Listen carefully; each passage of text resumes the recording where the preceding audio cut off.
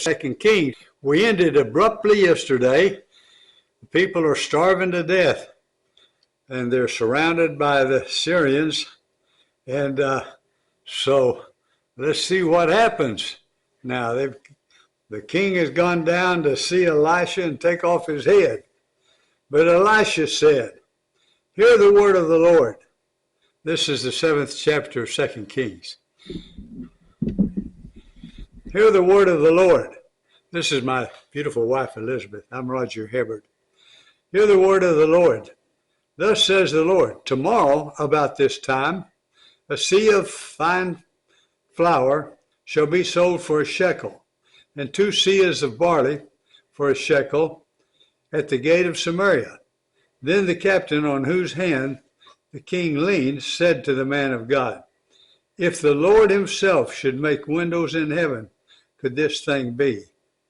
But he said, you shall see it with your own eyes, but you shall not eat of it. Now there were 4 men who were lepers at the entrance of the gate, and they said to one another, why are we sitting here until we die? If we say, let us enter the city, the famine is in the city, and we shall die there. And if we sit here, we die also.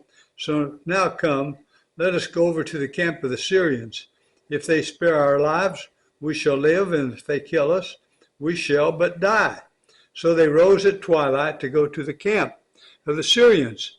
But when they came to the edge of the camp of the Syrians, behold, there was no one there. For the Lord had made the army of the Syrians hear the sound of chariots and of horses, the sound of a great army, so that they said to one another, behold, the king of Israel has hired against us the kings of the Hittites and the kings of Egypt to come against us. So they fled away in the twilight and abandoned their tents, their horses, and their donkeys, leaving the camp as it was, and fled for their lives. And when these lepers came to the edge of the camp, they went into a tent and ate and drank, and they carried off silver and gold and clothing and went and hid them. Then they came back and entered another tent and carried off things from it and went and hid them. Then they said to one another, we're not doing right. This day is a day of good news. If we are silent and wait until the morning, light punishment will overtake us. Now therefore come, let us go until the king's household.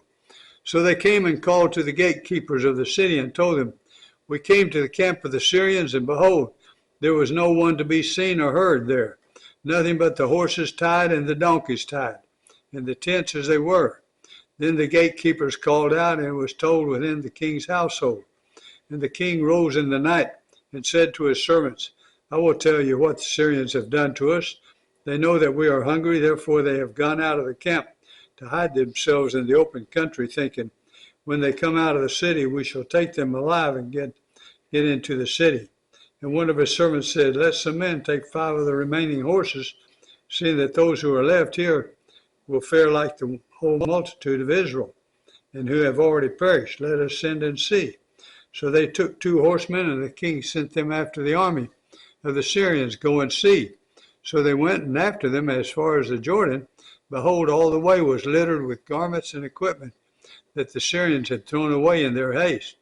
And the messengers returned and told the king. Then the people went out and plundered the camp of the Syrians.